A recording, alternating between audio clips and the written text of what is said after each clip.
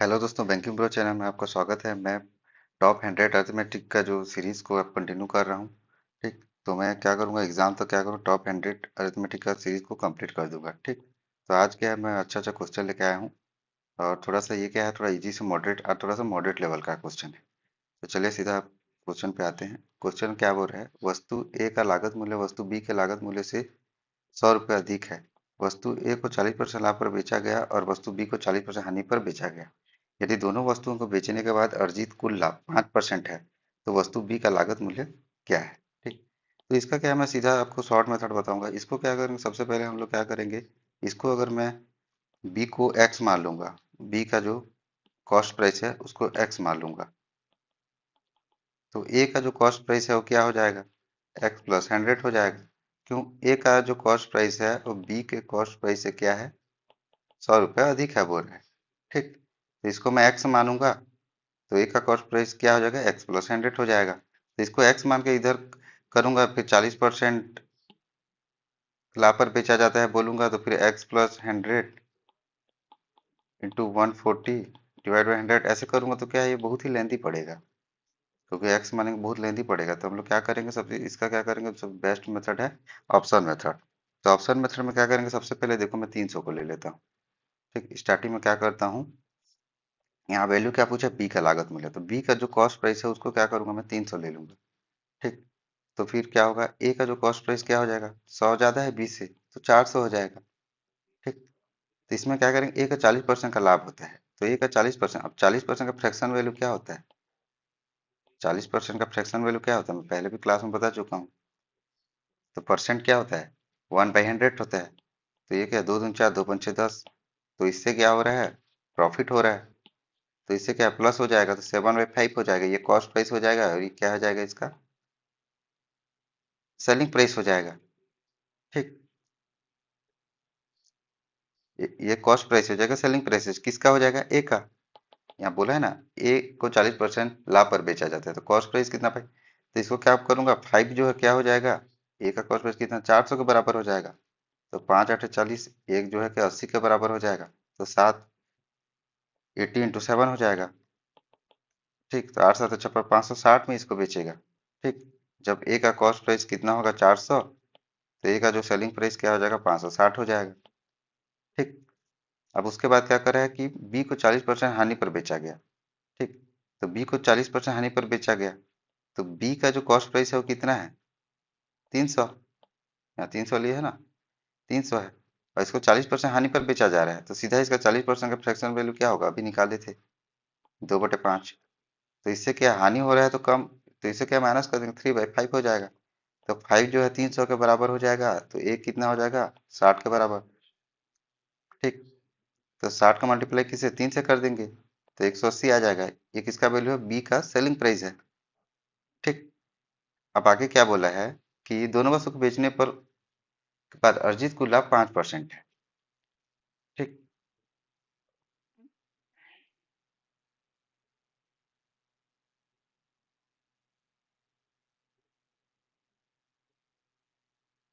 तब जो प्रॉफिट है यहाँ पे क्या बोल रहा है, प्रॉफिट 5% है बोल रहा है प्रॉफिट। ठीक, प्रॉफिट 5% है बोल रहा है हम लोग को।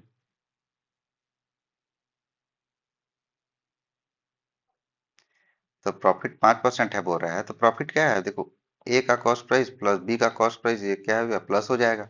ठीक, इसको मैं समझा रहा हूँ, इससे थोड़ा क्या बोल रहा है, टाइम लग रहा है, और ये क्या है, टाइम लगने वाला ये क्वेश्चन है। ठीक, इजीली मेथड से इसको एक्स मान के बनाएंगे तो बहुत लेंथी पड़ेगा, तो मैं क्या है, इसको ऑप्शन मेथड से इसको बना रहा हूँ। ए का कॉस्ट, बी का कॉस्ट प्राइस कितना है, ए का कॉस्ट प्राइस यहाँ देखो 400 है, बी का कॉस्ट प्राइस 300 है, तो 400 प्लस 300 कितना हो गया, 700 हो गया टोटल जो कॉस्ट प्राइस है। ठीक, और टोटल जो सेलिंग प्राइस है वो क्या होगा, पहले कितना निकाले थे, ए का सेलिंग प्राइस 560 और बी का सेलिंग प्राइस कितना निकाले थे, 180। तो 560 प्लस 180, 0 6 6 12 14 4 1 5 6 1 7, 740 हो गया। ठीक, अब 700 क्या है, कॉस्ट प्राइस आ गया, और सेलिंग प्राइस कितना आ गया, 740 टोटल, और टोटल प्रॉफिट कितना हो रहा है यहाँ पे, 5%। तो हम लोग 700 से क्या करेंगे, 105/100 कर देंगे, जीरो जीरो कट जाएगा तो 5 7 35, तो 735 आ रहा है। ठीक है, क्योंकि टोटल का जो सेलिंग प्राइस है 735 हो जाएगा।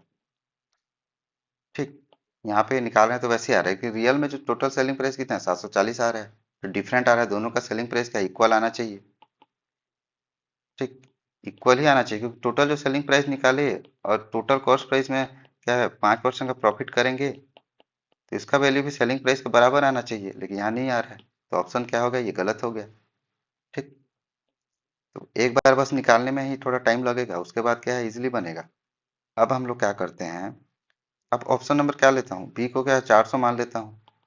ए को कितना मारूंगा, ये कॉस्ट प्राइस है। ठीक है, ए क्या है उससे ज्यादा है तो ये 500 हो जाएगा।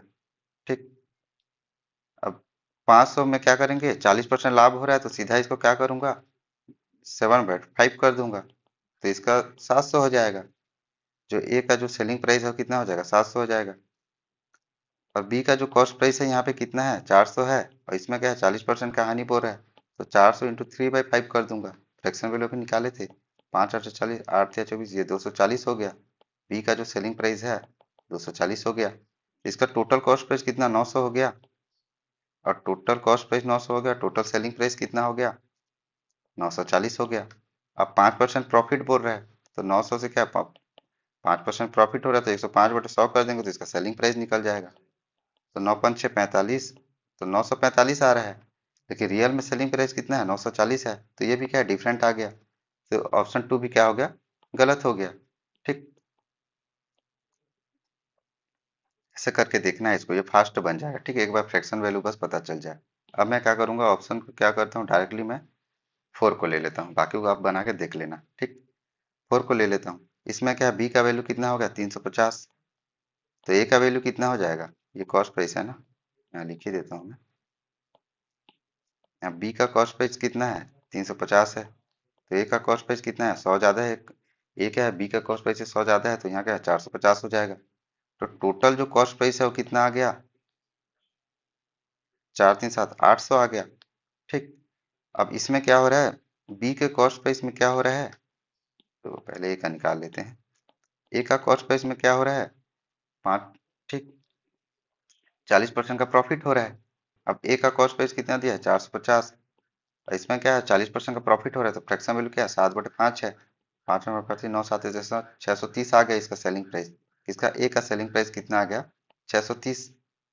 ठीक, और फिर वैसे क्या है बी का कॉस्ट प्राइस कितना है 350 है, उसमें हानि हो रहा है तो 3/5 करेंगे, फ्रैक्शन इसको निकाल चुका हूँ, इसलिए फास्ट बता रहा हूँ। 5 7 35 7 210 हो गया। ये क्या है बी का जो है सेलिंग प्राइस कितना हो गया 210, तो टोटल जो सेलिंग प्राइस है वो कितना आ गया 840 आ गया। ठीक, अब टोटल कॉस्ट प्राइस कितना है 800 है, और इसमें क्या है 5% का प्रॉफिट हो रहा है टोटल में, तो 105, तो 105/100 कर देंगे, जीरो जीरो कट जाएगा, 8 5 6 40, 840। तो इसका वैल्यू देखो सेलिंग प्राइस 840 आया, और टोटल जो सेलिंग प्राइस वो भी 840 आया, और दोनों इक्वल होना चाहिए। तो ये क्या आंसर सही होगा, तो 350 क्या होगा इसका सही आंसर होगा। तो ऐसे ही क्या करना है, इसको शॉर्ट मेथड से बनाना है। ठीक, एक्स मानोगे तो उसको तो बना ही लोगे एक्स मान के, लेकिन क्या करेगा वो लेंथी पड़ेगा। ठीक, और क्या है कई बार ऐसा होगा कि कोई भी मान लो रेंडमली एक स्टार्टिंग में अगर मान लो ऑप्शन 350 को ही मिल गया आपको, इक्वल आ गया, तो आपका क्वेश्चन क्या है और जल्दी बन जाएगा। ठीक,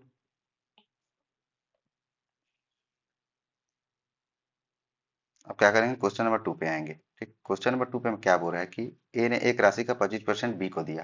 ठीक, ये ये क्या है बी है। ठीक, बी को जो पैसा मिला उसमें से उसने 30% ठीक है रात्रि भोज पर खर्च किया। ठीक, शेष राशि में से बी द्वारा बचत के रूप में रखी गई राशि और उसके द्वारा किताब खरीदने पर खर्च की गई राशि के बीच संबंधित जो अनुपात है कितना है 5:2 है। यदि बी ने किताब के 460 रुपए में खरीदी तो शुरुआत में ए के पास कितने पैसे थे, ये पूछ रहा है। ठीक, ये थोड़ा क्या है मॉडरेट लेवल टाइप का क्वेश्चन है। ठीक, क्या मैं क्या इजी लेवल क्वेश्चन बहुत करा चुका हूँ, तो आज थोड़ा सा मॉडरेट लेवल का लेके आया हूँ। तो सबसे पहले हम लोग ये क्या क्या करेंगे, हम लोग ए ने हमने राशि का 25% बी को दे दिया, तो 25% फ्रैक्शन 1/4 होता है, तो हम लोग सीधा करेंगे 400x मान लेंगे। ठीक, ये थोड़ा क्या है इजी पड़ेगा। ठीक है, ए का जो राशि है ठीक है वो कितना है 400x है। ठीक, उसने क्या है बी को 25% दे दिया, ठीक। बी को क्या किया, 25% दे दिया, तो इसका 25% कितना होगा, 25% का फ्रैक्शन वैल्यू 1/4 होता है, तो 100 हो जाएगा। मतलब 100 रुपया क्या किया, 100x, क्योंकि पता नहीं है कि एग्जैक्ट यही वैल्यू है करके, तो 100x क्या किया वो बी को दे दिया। ठीक। अब अब बी क्या किया, बी को जो पैसा मिला, जो 100x मिला, ठीक, उसमें से उसने 30% रात्रि भोज पर खर्च किया। ठीक। 30%, तो 30% इसका 30x होगा। ये क्या किया उसने, यहाँ लिख लेता हूँ, रात्रि भोज पर खर्च किया। ठीक। तो 30x कर लिया तो 70x बचा इधर। ठीक। शेष राशि में से बी द्वारा बचत के रूप में रखी गई राशि और उसके द्वारा किताब खरीदने पर खर्च की राशि के संबंधी अनुपात 5:2 है। मतलब इसी का जो है 5:2 है। ठीक। ये क्या है, एक एक क्या है, सेविंग है, और एक क्या है उसमें क्या कर रहा है, जो खर्च कर रहा है उसका एक वैल्यू है। ठीक। और इसी का क्या है, इसका वैल्यू क्या है, इसको प्लस करते हैं, 7 जो है 70x के बराबर है, तो एक क्या है 10x के बराबर होगा, और 10x को क्या है, इससे मल्टीप्लाई कर देंगे। ठीक। तो 10 पंचे क्या होगा, ये 50x आ जाएगा, मतलब उसका सेविंग 50x है और खर्च कितना कर रहा है, 20x कर रहा है। ठीक। खर्च कर रहा है मतलब किताब ले रहा है 20x रुपए में। ठीक। यदि बी ने किताब 460 रुपए में खरीदी, तो ए के पास कितने पैसे थे। ठीक। तो बी ने क्या, बी का वैल्यू दे दिया है किताब का खर्च, और यहाँ पे खर्च कितना 20x, तो 20x जो है 460 के बराबर हो जाएगा, यही वैल्यू होगा ना। तो x का वैल्यू निकल जाएगा, यहाँ जीरो जीरो कट जाएगा, दो चार दो तीन, अच्छा 23 आ गया x का वैल्यू। तो हम लोग को डायरेक्ट क्या पूछा है कि ए के पास कितने पैसे थे, तो ए के पास हम लोग 400x माने थे। ठीक। तो 400 इंटू एक्स का वैल्यू पुट कर देंगे 23, तो ए का वैल्यू कितना आ जाएगा, जीरो जीरो चार तिया 12 का 2, एक 4 दूनी 8 एक 9, 9,200 आ जाएगा। ए के पास शुरू कितने थे, 9,200 रुपये थे। ठीक। तो ऑप्शन टू क्या होगा इसका, सही होगा। तो ऐसे ही क्या इसको सॉल्व करना है। अब 400x मान लिया तो क्या है, ये इजी पड़ा, इसलिए मैं इसको 400x मान। अब क्या करते हैं, क्वेश्चन नंबर 3 पे आते हैं। क्वेश्चन नंबर 3 पे क्या बोल रहा है कि 18 पुरुष एक परियोजना को 30 दिनों में पूरा कर सकते हैं और 16 महिलाएं उसी परियोजना को 36 दिन में पूरा कर सकते हैं। 15 पुरुष काम करना शुरू करते हैं और 9 दिनों के बाद उनका ही स्थान 18 महिलाएं ले लेती हैं। 18 महिलाएं शेष कार्य को कितने दिनों में पूरा करेंगी। ठीक। तो ये क्या है, टाइम एंड वर्क का क्वेश्चन है, इंपॉर्टेंट क्वेश्चन है, ऐसा टाइप का क्वेश्चन देखने को मिलता ही है। तो 18 पुरुष किसी परियोजना को 30 दिन में पूरा कर सकते हैं। तो 18 जो पुरुष हैं, पुरुष को क्या मैं पी से डिनोट कर लेता हूँ। पुरुष को क्या होता है, पी से डिनोट, मैं हिंदी से समझा रहा हूँ इसलिए पी से डिनोट कर रहा हूँ। इंग्लिश वाले उसको क्या करें, 18 मैन को एम से डिनोट कर लेना, वोमेन को डब्ल्यू से डिनोट कर लेना। ठीक। चल मैं उसी को ले लेता हूँ। ठीक। 18 पुरुष को क्या है, मैं एम मैन ले लेता हूँ। ठीक। 18 मैंने एक परियोजना को क्या कर रहे हैं, 30 दिनों में पूरा कर रहे हैं, इंटू 30 हो जाएगा, ये क्या है टोटल वर्क आ जाएगा। ठीक। क्योंकि वर्क इक्वल टू होता है इफिशियंसी इंटू डे, तो मैन का इफिशियंसी एम है, एम माने हैं। ठीक। 18 मैन है तो 18 इंटू एम हो जाएगा टोटल, जो 18 जो मैन का इफिशियंसी है। ठीक। और 30 डे, डे कितना 30 आ गया, तो इसी को मल्टीप्लाई किया है टोटल, टोटल तो ये क्या होगा, टोटल वर्क आ गया। ये क्या टाइम एंड वर्क में क्या है, एक अलग से क्या इसका टॉपिक मैं करवाया हूँ, उसका मैं क्या 3 वीडियो अलग से डाल चुका हूँ, तो जिनको एकदम अच्छे से समझ में नहीं आ रहा है, जो नए हैं, जो पहले वाले क्या है सीरीज को नहीं देखे हैं, ठीक, पहला जो टॉपिक को नहीं देखे हैं, तो उसको जाके देख लीजिए, क्योंकि उसमें क्या मैं हर छोटा छोटा चीज को बारीकी से बताया हूँ। यहाँ पे क्या थोड़ा सा फास्ट बता रहा हूँ, क्योंकि मैं इसको पहले बता चुका हूँ। ठीक। ये क्या है टोटल वर्क। ठीक। अब और क्या बोल रहा है कि 16 महिलाएं उसी परियोजना को 36 दिन में पूरा करती हैं। तो 16 क्या है, वो मैं डब्ल्यू से डिनोट कर लेता हूँ, उसी का रखो 36 दिन में पूरा करेंगे, तो ये भी क्या टोटल वर्क के बराबर है। मतलब ये दोनों इक्वल हैं, क्योंकि दोनों का वर्क तो सेम रहेगा ना, क्योंकि 18 पुरुष एक परियोजना को 30 दिनों में पूरा कर सकते हैं, उसी परियोजना को। ठीक। और 16 महिलाएं उसी परियोजना को 36, क्योंकि उसी परियोजना को बोला है तो वर्क तो इक्वल ही होगा, तो हम लोग क्या करेंगे, दोनों को इक्वल कर देंगे। 18 man into 30 is equal to 60 women into 36। 6 से कटेगा, 6 × 36, 6 × 36, 6 × 6 = 18, 5 × 15 मैन। ठीक। करो 16 वुमेन। तो मैन और वुमेन का जो रेशियो कितना आ जाएगा, इसको तुरंत पलट देना, ऐसे इक्वल कभी भी आएगा ना तो इसको सॉल्व करते मत रहना, इसको तुरंत पलट देना। 16 अनुपात कितना, 15 आ गया। ठीक। आप क्या बोल रहे हैं आगे कि 15 पुरुष काम करना शुरू करते हैं और 9 दिन के बाद उसका स्थान 18 महिलाएं ले लेती हैं। तो सबसे पहले क्या है, मैं टोटल जो वर्क है इक्वल टू टोटल वर्क कर लूंगा। ठीक, तो टोटल वर्क क्या है, दोनों में से किसी को ले लोगे, आंसर सेम आएगा। मैं क्या करता हूँ, ये मैन का ले लेता हूँ। ठीक, 18, ठीक है, man into 30 is equal to, ये टोटल वर्क आ गया। ठीक, अब टोटल वर्क क्या करें, आगे क्या निकालेंगे, 15 पुरुष काम करना शुरू करते हैं और 9 दिनों के बाद उनका स्थान 18 महिलाएं ले लेती। 15 पुरुष पहले काम करते, 15 जो मैन हैं वो क्या होता है, 9 दिन तक करते हैं। ठीक, उसके बाद प्लस करेंगे क्योंकि टोटल वर्क निकाल रहे हैं, तो 9 दिन पहले करते हैं। ठीक, क्योंकि वर्क का फॉर्मूला क्या होता है, एफिशिएंसी इनटू डे होता है। ठीक, तो टोटल वर्क के लिए क्या करेंगे, पहले क्या, मैन 15 जो मैन है वो काम करेंगे कुछ दिन मतलब 9 दिन दिया है यहाँ पे। उसके बाद क्या, 18 महिलाएं उसका स्थान लेती हैं, मतलब 18 वोमेन अब ले आ जाती हैं। और वो क्या करती हैं, कितने दिन में कार्य करना है उसी को हमको निकालना है। ठीक, तो उसको क्या करता हूँ मैं, एक्स मान लेता हूँ। ठीक, मैं मान लेता हूँ कि 18 वोमेन क्या है, बचा हुआ जो काम है वो एक्स एक्स दिन में कर रहे हैं, तो यही तो टोटल वर्क के बराबर होगा, प्लस कर देंगे तो। ठीक, अब क्या करें, हम लोग मैन और वुमेन का वैल्यू को यहाँ पुट कर देंगे। 18 इंटू मैन का कितना है, 16 इंटू 30। देखो, यहाँ पे कंफ्यूज मत होना, मैं डायरेक्ट लिख रहा हूँ, यहाँ एक्स भी लेता ना तो इधर भी देखो, इधर क्या 18 वुमेन है, एक्स है, तो इधर ये माइनस होके ना इधर बट्टे में चले जाएगा, तो एक्स एक्स कट जाएगा, तो यहाँ एक्स भी मानूंगा ना, तो भी तो वैल्यू सेम ही आने वाला है, तो उससे कंफ्यूजन मत होना, मैं डायरेक्ट ही लिख रहा हूँ। 15 जो मैन है कितना है, इंटू 16 इंटू 9 हो जाएगा ये। ठीक, इसको अच्छे से लिख लेता हूँ, 15 इंटू 16 इंटू 9 प्लस 18, इसका मोमेंट का ले लेता हूँ, 15 इंटू एक्स। अब क्या इधर ये इधर आ जाएगा, 16 कॉमन ले लूंगा। ठीक, अब डायरेक्ट थोड़ा कर रहा हूँ, 18 कितना हो जाए, 54, 540 हो गया ये, और माइनस कर दूंगा, 16 तो कॉमन ले लिया, 15 नवा 135 इज इक्वल टू क्या हो जाएगा, 18 इंटू 15 इंटू एक्स। इसी को बोल रहा था, देखो, यहाँ पे अगर मैं 16 एक्स लेता, 15 एक्स लेता, ठीक, यहाँ 15 एक्स लेता, तो यहाँ पे भी एक्स वैल्यू आता है, यहाँ एक्स कॉमन आ जाता है, एक्स एक्स कट जाता। ठीक, इसलिए मैं एक्स नहीं मान के भी कर रहा हूँ, तो वही होगा। ठीक, क्या है, कुछ भी डाउट नहीं होना चाहिए, इसलिए हर छोटा छोटा चीज को मैं बता रहा हूँ। अब क्या करेंगे, इसको सॉल्व कर देंगे। इसमें क्या, 5 जीरो, 5 में कितना, 405 आ गया, 18 इंटू 15 आ गया, इंटू एक्स आ गया। ठीक, तो एक्स का वैल्यू क्या हो जाएगा, 16 इंटू 405, डिवाइड में आ जाएगा, नीचे आ जाएगा, 18 इंटू 15 आ जाएगा। तो ठीक है,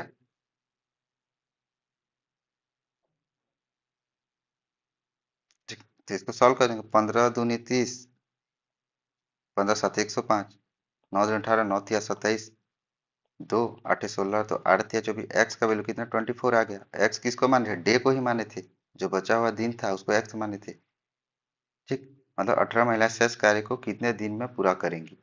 ठीक, तो शेष कार्य को कितना, 24 दिन में पूरा करेंगी, क्योंकि हम लोग शेष कार्य को जो कितने दिन में पूरा करेंगे वो पता नहीं था, इसलिए एक्स माने थे। ठीक, तो यहाँ पे क्या होगा, ऑप्शन 5 क्या होगा इसका, सही होगा। तो ऐसे ही क्या है, इसको सॉल्व करना है। बस क्या, टाइम एंड वर्क में कभी भी क्या होता है, वर्क को क्या है, इक्वल कर लेना, ज्यादातर क्वेश्चन उसी से ही आते हैं। अब क्या करता हूँ, क्वेश्चन नंबर 4 पे आता हूँ। क्वेश्चन नंबर 4 में क्या बोल रहा है कि एक नाव को धारा के अनुकूल एक दूसरी, ठीक है, एक नाव को धारा के अनुकूल एक दूरी तय करने में जो समय लगता है, वही दूरी, मतलब डिस्टेंस सेम है, वही दूरी धारा के प्रतिकूल तय करने में लगने वाला समय का आधा है। यदि नाव धारा के प्रतिकूल 1 घंटा 30, ये क्या है, 30 मिनट है। ठीक, ये क्या है, मिनट है, कंफ्यूज मत होना। ठीक, 30 मिनट में 7.5 किलोमीटर की यात्रा करती है, तो धारा के अनुकूल उसकी गति क्या है। ठीक, तो सबसे पहले जो दिया उसको एक नाव धारा के अनुकूल एक दूरी तय करने में लिया गया समय, मतलब धारा के अनुकूल, अनुकूल में डाउन डाउन स्ट्रीम का टाइम। ठीक, इसका डाउन टाइम कर देता हूँ इसका। ठीक है, डाउन स्ट्रीम में जो टाइम टाइम लगता है वह क्या है, धारा के प्रतिकूल, ठीक है, अप स्ट्रीम में जो टाइम लगता है उसका आधा है, तो अप स्ट्रीम टाइम का ये क्या है, हाफ है। ठीक, ऐसा बोला है क्वेश्चन में। यदि नाव धारा के प्रतिकूल 1 घंटा 30 मिनट में 75 किलोमीटर की यात्रा करती है, धारा के प्रतिकूल मतलब अप स्ट्रीम स्पीड। ठीक, अप स्ट्रीम, क्योंकि देखो स्पीड क्या होता है, डिस्टेंस अपन टाइम होता है। ठीक, और यहाँ क्या है, ये टाइम दिया है 1 घंटा 30 मिनट, और डिस्टेंस कितना था, 7.5 किलोमीटर, इतना क्या है, यात्रा करती है वो। तो अब स्ट्रीम स्पीड का क्या होगा, डिस्टेंस कितना 7.5 है और टाइम कितना है 1 आवर है और कितना 30 मिनट है। तो हम लोग क्या करेंगे 30 मिनट को क्या है आवर में चेंज करेंगे, इसको चेंज करेंगे क्या करते हैं 1 का 1 हो जाता है 30/60 हो जाता है। ठीक, क्योंकि मिनट को कभी भी क्या है घंटे में चेंज करने के लिए डिवाइड बाई 60 करते हैं। ठीक, जीरो जीरो कट जाएगा 3 कम 3 दूनी 6, तो यहाँ 3/2 आवर आ गया। ठीक, ऐसे ही इसको निकालना है। ये सही में रहता है, एक सही 1/2 रहता है ये। ठीक, जो पहले वाला रहता है उसको ऐसे ही लेना। तो यहाँ क्या 3 2 ऊपर चले जाएगा। ठीक, तो आप स्टीम का जो स्पीड है वो कितना आ जाएगा 75/3 × 2। ठीक है, अब बटे क्या 10 आ जाएगा पॉइंट को हटाया तो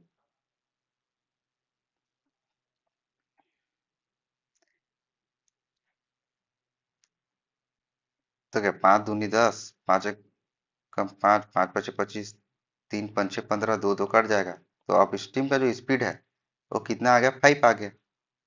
ठीक, स्पीड क्या हम लोग का 5 आ गया। अब क्या है इसको एकदम जल्दी से सॉल्व करने के लिए क्या करना है, क्योंकि दोनों का एक ही डिस्टेंस को कवर कर रहे हैं। ठीक, दोनों क्या कर रहे हैं एक ही डिस्टेंस को कवर कर रहे हैं, तो टाइम होता है वो क्या है जब दोनों का डिस्टेंस सेम रहता है तो टाइम क्या है स्पीड का डायरेक्टली प्रोपोर्शनल होता है।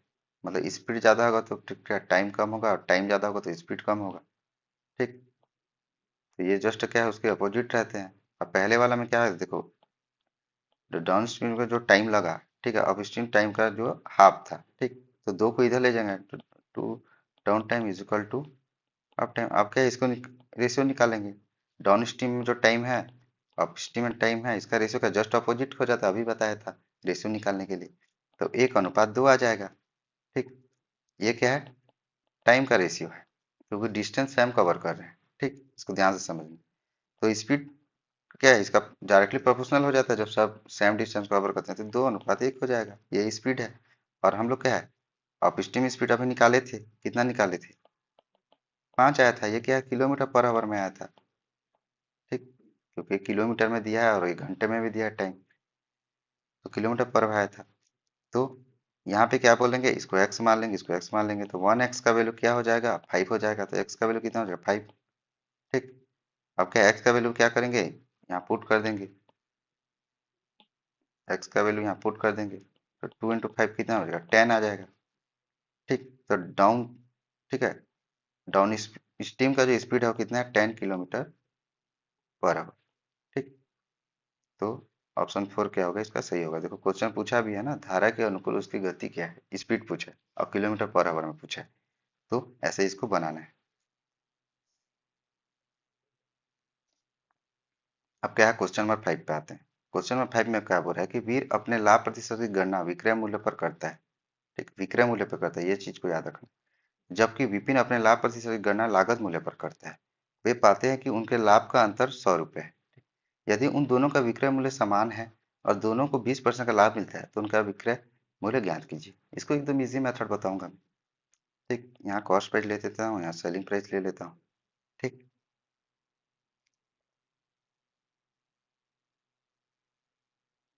तो सबसे पहले क्या होता है वीर है।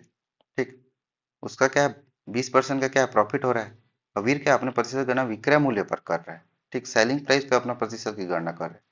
तो इसको सेलिंग प्राइस पे जब भी विक्रय मूल्य पर अगर हमको क्या है उसका प्रॉफिट निकालना रहता है लाभ प्रतिशत निकालना हो तो उसको कैसे करते हैं उसको बता दे रहा हूँ थोड़ा सा मैं।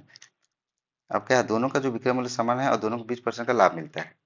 ठीक, और दोनों का विक्रय मूल्य समान है मतलब सेलिंग प्राइस क्या है उन दोनों का सेम है। तो 20% का जो फ्रैक्शन वैल्यू क्या है 20/100 हो जाएगा। तो 20 × 5 = 100 होता है, तो 1/5 हो जाएगा। ठीक, 1/5 है तो ये क्या है इसको सेलिंग प्राइस ले लेंगे। ठीक, तो हमारा जो कॉस्ट प्राइस क्या होगा प्रॉफिट ही हो रहा है और विक्रय मूल्य पे क्या है प्रॉफिट हो रहा है, तो नीचे में हम लोग क्या है देखो, अगर हम लोग क्या है लागत मूल्य पर प्रॉफिट निकाले थे तो जो नीचे का जो वैल्यू रहता है फ्रैक्शन वैल्यू में उसको कॉस्ट प्राइस लेते हैं। लेकिन यहाँ क्या विक्रय मूल्य पे गणना करना है बोल रहा है, कभी भी ये वर्ड को याद रखना। तो विक्रय मूल्य पे गणना करना है बोल रहा है तो हम लोग क्या है नीचे में जो है उसको सेलिंग प्राइस लेंगे। और इससे क्या है एक कर देंगे तो कॉस्ट प्राइस क्या हो जाएगा, क्योंकि प्रॉफिट ही हो रहा है तो इसमें एक माइनस कर देंगे तो 4 हो जाएगा। कॉस्ट प्राइस 4 हो जाएगा और सेलिंग प्राइस कितना हो जाएगा 5 हो जाएगा यहाँ पे क्योंकि प्रॉफिट ही हो रहा है। ठीक, अगर यहाँ पे क्या बोलता लागत मूल्य पर बोलता तो इसको मैं क्या करता कॉस्ट प्राइस लेता और कॉस्ट प्राइस 5 होता और सेलिंग प्राइस क्या है यहाँ पे प्लस हो जाता 6 हो जाता। ठीक, तो विक्रय मूल्य क्या होता है माइनस हो जाता है क्योंकि प्रॉफिट ही हो रहा है, तो इसलिए क्या है, हम लोग एक कम कर देना है। ठीक। फिर उसके बाद क्या हो, विपिन है। ठीक। अब विपिन क्या कर रहा है कि उसको भी क्या है, दोनों को क्या है, 20% का ही प्रॉफिट हो रहा है, लेकिन विपिन क्या है, विपिन क्या जो प्रॉफिट है वो लागत मूल्य पे प्रॉफिट उसको मिल रहा है। ठीक। मतलब लागत मूल्य पे प्रॉफिट इसको भी मिल रहा है, लेकिन क्या है, वो गणना लागत मूल्य पे कर रहा है, तो इसका फ्रैक्शन 1/5 ही होगा। अभी निकाले थे। अब क्या है, ये क्या है, लागत कॉस्ट प्राइस पे क्या है, प्रॉफिट हो रहा है, तो ये क्या है, इसको क्या है, कॉस्ट प्राइस ले लेंगे, +1 कर देंगे, क्योंकि एक है, इसे प्लस कर देते हैं, तो सेलिंग प्राइस कितना आ गया, 6 आ गया, तो 5 हो गया, 6 हो गया। ठीक। तो ऐसा क्या, ये शॉर्ट मेथड में बता रहा हूँ।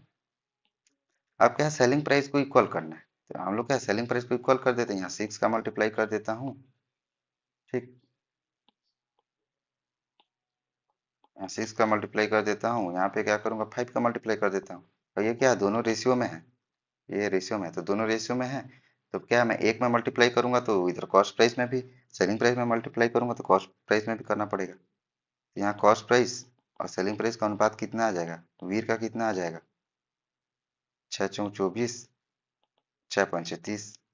अब विपिन का कितना आ जाएगा, 5×5 = 25, 5×6 = 30। ठीक। अब क्या करें, दोनों का जो विक्रय मूल्य समान है बोला है, समान है मतलब कि इसको एक्स मानेंगे तो इसको भी एक्स मान लेंगे, यूनिट तो सेम ही होगा क्योंकि दोनों का समान है बोला है। ठीक। अब इधर एक्स माने तो इधर भी एक्स का मल्टीप्लाई करना पड़ेगा। ठीक। और हमें क्या है, क्वेश्चन में एक चीज और दिया है हमको, क्या दिया है कि वे पाते कि उनके लाभ का अंतर 100 रुपये है। ठीक। तो उनके लाभ का जो अंतर है वो 100 है।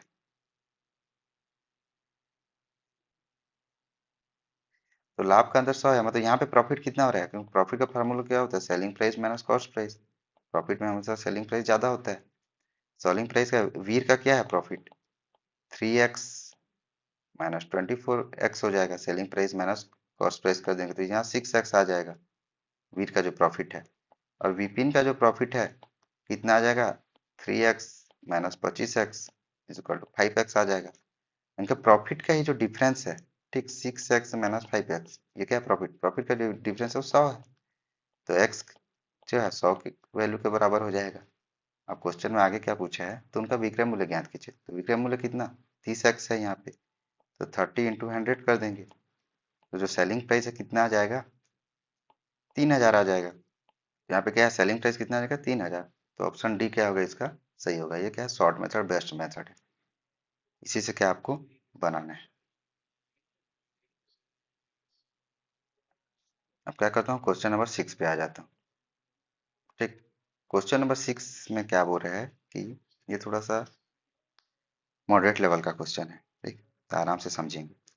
क्वेश्चन नंबर 6 में क्या बोल रहा है कि 3 नल ए बी सी एक टंकी को क्रमशः 20, 30 और 40 मिनट में भर सकते हैं।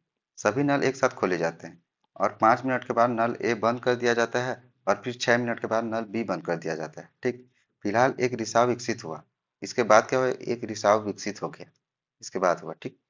60 मिनट में पूरा टैंक खाली कर सकता है। ठीक। ठीक। अब नल में क्या है, ये नल में क्या है, अचानक से रिसाव आ गया तो 60 मिनट पूरा टंकी को खाली कर सकता है वो। ठीक। तो पूर्णतः पूर्ण होने में कुल कितना समय लगेगा। ठीक। ठीक। तो वो क्या है, टंकी को भरने में कितना समय लगेगा पूरा भरने में। ठीक। तो सबसे पहले जो जो दिया है मैं क्या करता हूँ उनको नोट कर लेता हूँ। ए को क्या है, टंकी को भरने में नल ए को क्या है 20 मिनट लगता है, बी को क्या लगता है 30 मिनट लगता है और सी को क्या लगता है 40 मिनट लगता है। इसका हम क्या करेंगे, इस पहले एलसीएम ले लेंगे, एलसीएम 120 आ जाएगा। ठीक। तो 120 आ जाएगा तो ये क्या है, अब 20 मिनट में क्या है, 120 यूनिट, अब यूनिट ले लेते हैं, ये क्या टोटल वर्क है, मतलब ये इतना उनका काम करना है भरने का काम। टोटल टंकी में क्या है 120 लीटर है समझ लो, ऐसा टाइप का। ठीक। तो उसको यूनिट में लेना है, 120 यूनिट है, तो क्या 20 मिनट में 120 यूनिट, अब 20 मिनट में 120 यूनिट भरना है तो 1 मिनट में कितना यूनिट भरना पड़ेगा, 120 यूनिट बटे 20, 6 यूनिट। तो 1 मिनट में तो यहाँ पे क्या आ जाएगा, 6 यूनिट आ जाएगा। ये क्या है, 1 मिनट में कितना टंकी को भरा है उसका वैल्यू रहता है। ये क्या है, इफिशियंसी है। इसका क्या है, ये इफिशियंसी है। हम लोग क्या इसको इफिशियंसी देते हैं, ये डे है, ये टोटल वर्क है, ऐसा मान के चलते हैं हम लोग। ठीक। इसका क्लास भी क्या है, मैं अच्छे से टाइम एंड वर्क में करा चुका हूँ। तो उसमें भी अगर किसी को थोड़ा डाउट होगा तो यहाँ पे क्या मैं थोड़ा फास्ट बता रहा हूँ, क्योंकि मैं पहले बता चुका हूँ। अब बी वैसे कैसे करेगा, 1 मिनट में 4 यूनिट भरेगा। सी वैसे करेगा 3, ठीक है, 1 मिनट में 3 यूनिट भरेगा। अब क्या हो रहा है कि अब क्वेश्चन में क्या दिया उसको पढ़ते हैं।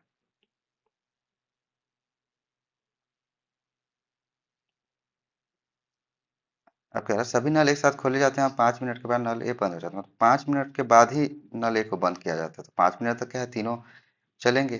तो 1 मिनट में क्या है, ये 6, ये सब क्या है, 1 मिनट का वैल्यू है। 1 मिनट में इतना भरता है, ये भी 1 मिनट में इतना भरता है, ये भी 1 मिनट में इतना भरता है। ठीक। तो 1 मिनट में कितना भरेंगे, 6 4 10, 13 यूनिट 1 मिनट में भरेंगे।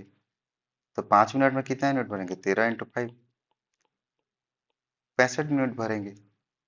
तो यहाँ पे 65 को क्या है माइनस कर दूंगा तो 5 आ गया, 11 6 55 यूनिट बच गया। ठीक, इतना भर गया है।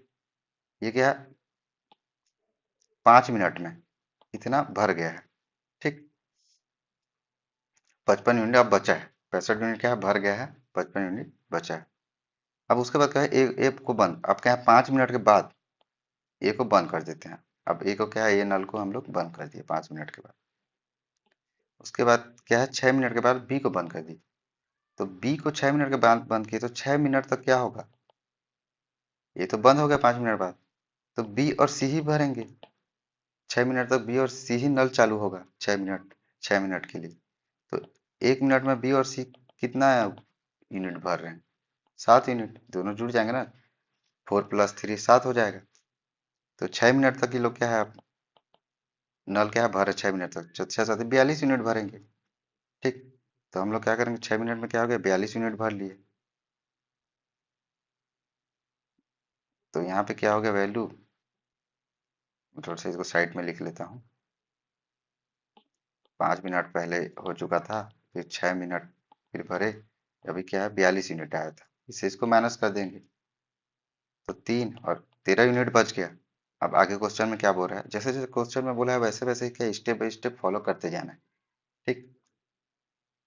फिर क्या है, फिलहाल उसके बाद क्या होता है, फिलहाल एक रिसाव विकसित हो जाता है जो 60 मिनट में पूरा टैंक को खाली कर सकता है। ठीक, अब इसके बाद क्या होता है, इतना तो भर चुका रहता है, अब 13 यूनिट ही बचा रहता है, फिर इसमें क्या होता है, रिसाव आ जाता है। मतलब 60 मिनट में 120 यूनिट टोटल है, टंकी का भरने का कैपेसिटी है। ठीक। और क्या 60 मिनट पूरे टैंक को खाली कर सकता है। ठीक है, इसकी इफिशियंसी क्या हो जाएगा, 60 मिनट में जब 120 यूनिट को खाली करना है तो 1 मिनट में कितना खाली करेगा, 120/60, 2 यूनिट खाली करेगा। ठीक। तो 2 यूनिट खाली करेगा, तो यहाँ पे क्या मैं एक वैल्यू एक्स लेता हूँ। मतलब एक रिसाव क्या है, रिसाव का नाम मैं एक्स ले लिया। ठीक। एक रिसाव आ गया टंकी में तो उसका नाम मैं एक्स ले लिया। तो इसको क्या माइनस में 2 यूनिट लिखूंगा, क्योंकि 1 मिनट में क्या है 2 यूनिट तो खाली करता है। ठीक, तभी जाके 60 मिनट में 120 यूनिट खाली करेगा। ठीक। तो यहाँ क्या 60 ले लूंगा, 60 मिनट। ठीक, माइनस में इसलिए आया क्योंकि इससे क्या है निकाल रहा है। ठीक।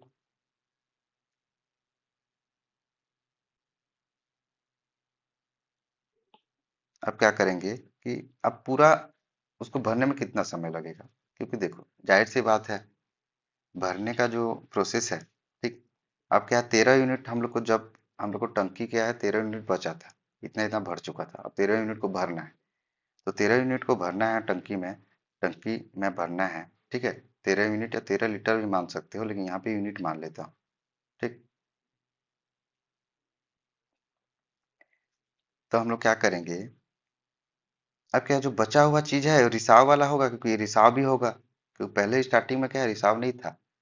जब क्या है ए चला गया, बी भी चला गया, ओनली सी बचा और 13 यूनिट बस भरना है, तब क्या है रिसाव तब आया। ठीक।